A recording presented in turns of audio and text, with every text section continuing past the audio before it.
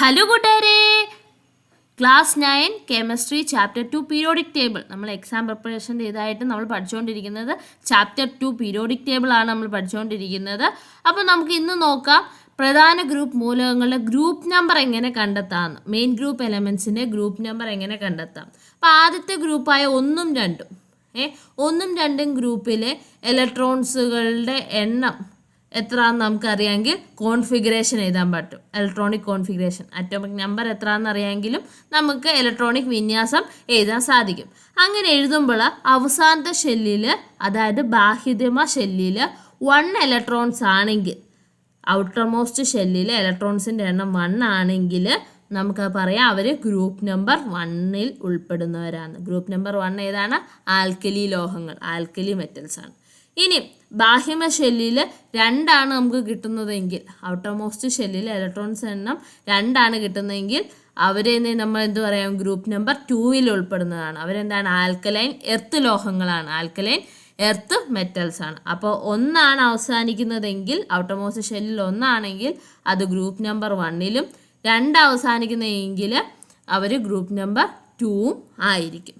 ഇനി നമ്മൾ പറഞ്ഞു 13 to 18 എന്താണ്? പ്രധാന ഗ്രൂപ്പ് മൂലകങ്ങളാണ്, പ്രധാന ഗ്രൂപ്പ് എലമെൻസ് ആണ്, മെയിൻ ഗ്രൂപ്പ് എലമെൻസ് ആണെന്ന് പറഞ്ഞു. അവരുടെ എങ്ങനെയാണ് കണ്ടുപിടിക്കുന്നത് നോക്കാം.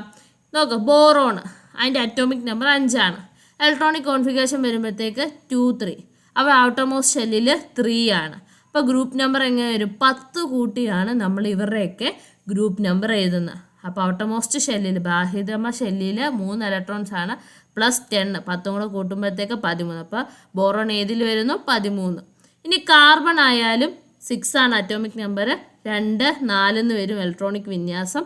അതിൻ്റെ ഔട്ടർ മോസ്റ്റ് ഷെല്ലിൽ 4 ഇലക്ട്രോൺസ് ആണ്. അപ്പം 4ൻ്റെ കൂടെ 10 കൂട്ടി വേണം ഗ്രൂപ്പ് നമ്പർ എഴുതാൻ, അപ്പോൾ 14 എന്ന് കിട്ടും.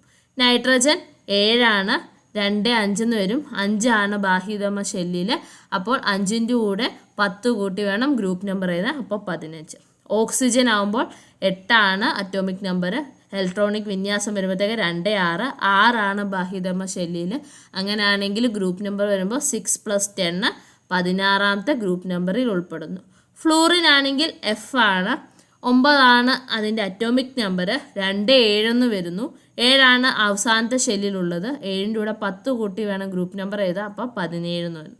അപ്പോൾ ഇത് ഓൾറെഡി ഉള്ളവരാണ് പീരിയോഡിക് ടേബിളിൽ. ഇനി നമുക്ക് പരീക്ഷയ്ക്ക് PQ അങ്ങനെയൊക്കെ നമ്മളെ ട്രിക്കി ആയിട്ടുള്ള രീതിയിലും ഉള്ള എലമെൻസും അവരുടെ അറ്റോമിക് നമ്പറും ആയിരിക്കും തരുന്നത്. അപ്പോൾ അവരുടെ ഇലക്ട്രോണിക് വിന്യാസം എഴുതി നോക്കുക. 3, 4, 5, 6, 7 ആണ് വരുന്നതെങ്കിൽ നമ്മൾ അവരുടെ എണ്ണത്തിൻ്റെ കൂടെ 10 കൂടെ കൂട്ടി വേണം നമ്മൾ അവരുടെ ഗ്രൂപ്പ് നമ്പർ കണ്ടുപിടിച്ച് എഴുതാൻ.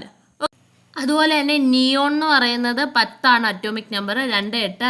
8ൻ്റെ കൂടെ 10 കൂടെ ചേർത്താണ് അതിൻ്റെ ഗ്രൂപ്പ് നമ്പർ വരുന്നത്, 18 എന്ന് വരും. അപ്പോൾ നോക്കിക്കോളൂ, 3, 4, 5, 6, 7, 8. ഇങ്ങനത്തെ കേസിൽ എന്തും കൂടെ ആഡ് ചെയ്യണം, അതിൻ്റെ കൂടെ 10 കൂടെ ആഡ് ചെയ്തിട്ട് വേണം അവരുടെ ഗ്രൂപ്പ് നമ്പർ നമ്മൾ എഴുതാൻ ശ്രദ്ധിക്കേണ്ടത്. ഓക്കെ, ഇനി എങ്ങനെയാണ് പീരീഡ് നമ്പർ കണ്ടുപിടിക്കുന്നത്? ഓക്കെ, എലമെൻറ്റ്സ് തന്നിട്ടുണ്ട്, അവരുടെ പീരീഡ് നമ്പർ എങ്ങനെയാണ് കണ്ടുപിടിക്കുന്നതെന്ന് നമ്മൾ നോക്കുന്നത്.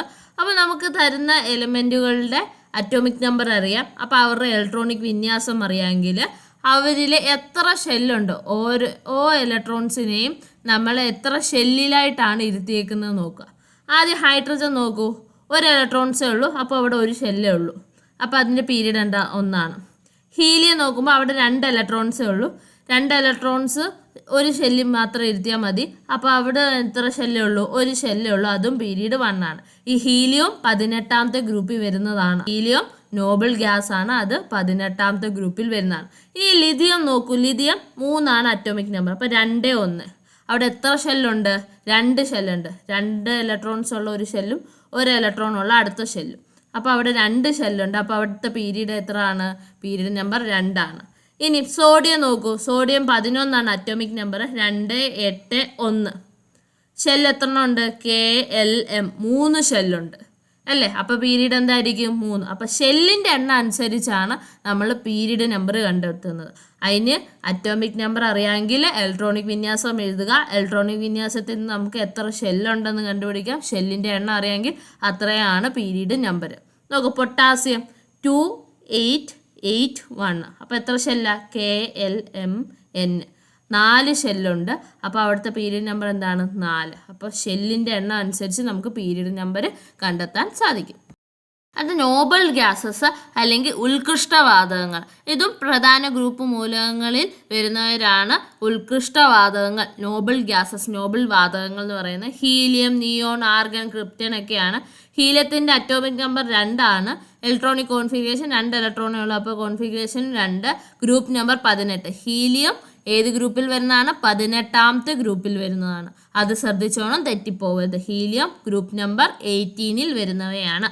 നിയോൺ എന്ന് പറയുമ്പോൾ 10 atomic number. Electronic configuration 28, group number 18. ആർഗണും ഗ്രൂപ്പ് നമ്പർ 18ൽ വരുന്നതാണ്. ക്രിപ്റ്റണും ആർഗണിൻ്റെ 18 അറ്റോമിക് നമ്പർ. അപ്പോൾ ഇലക്ട്രോണിക് വിന്യാസം വരുമ്പോഴത്തേക്ക് 288 എന്ന് വരും. അതുപോലെ തന്നെ ക്രിപ്റ്റൺ 36 അറ്റോമിക് നമ്പർ. അതിൻ്റെ ഇലക്ട്രോണിക് വിന്യാസം വരുമ്പോഴത്തേക്ക് 288 എന്ന് വരും. ഫ്ലൂറിൻ കഴിഞ്ഞിട്ട് വരുന്ന നോബിൾ ഗ്യാസ് ആണ് നിയോൺ എന്ന് പറയുന്നത്. ഫ്ലൂറിൻ എന്ന് പറയുന്നത് 9 അറ്റോമിക് നമ്പർ. നിയോൺ എന്ന് പറയുന്നത് 10 atomic number.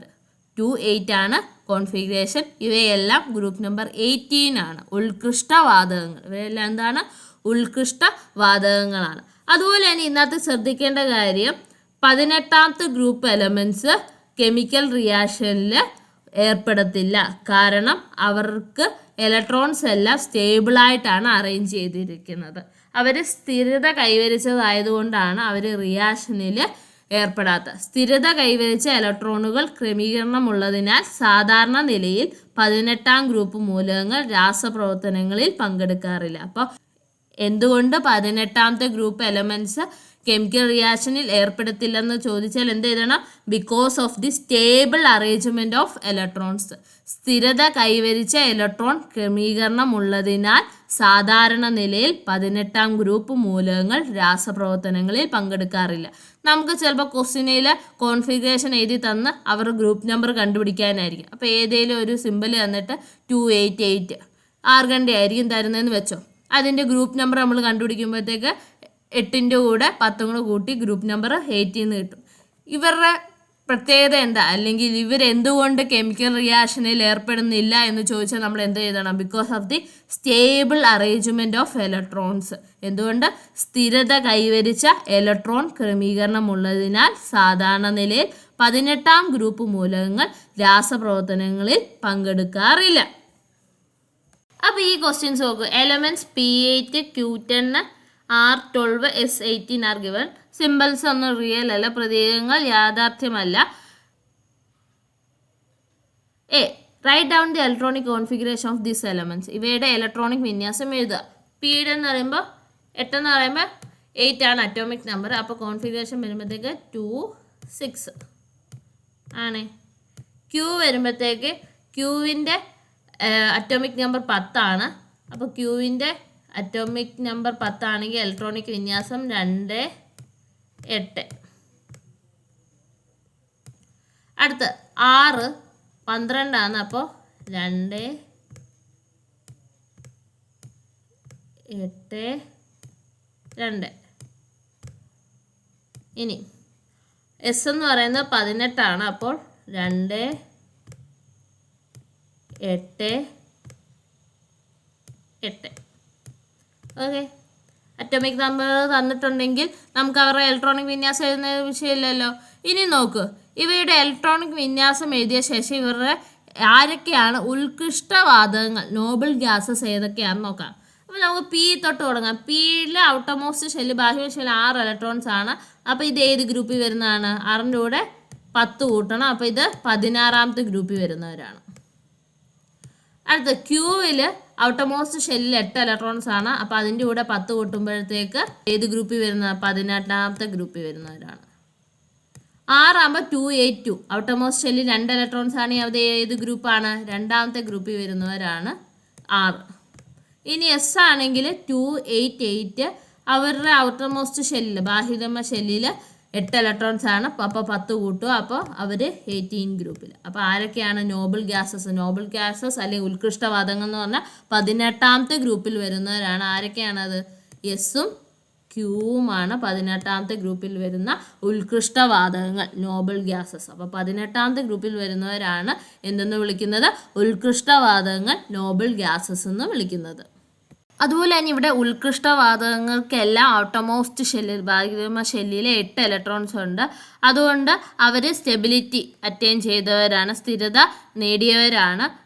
Other than hydrogen, helium. ഹൈഡ്രജന് ഹീലിയം ഒഴികെ ബാക്കി എല്ലാവരും, ഇതിലുള്ള എല്ലാവരും എന്താണ്? സ്ഥിരത കൈവരിച്ചതാണ്. അപ്പോൾ ഈ സ്ഥിരത കൈവരിക്കാനാണ് എലമെൻറ്റ്സ് കെമിക്കൽ റിയാക്ഷൻ, രാസപ്രവർത്തനത്തിൽ ഏർപ്പെടുന്നത്. അപ്പോൾ ഇത്രയാണ് നമ്മൾ ഈ ക്ലാസ്സിൽ പഠിക്കുന്നത്. താങ്ക്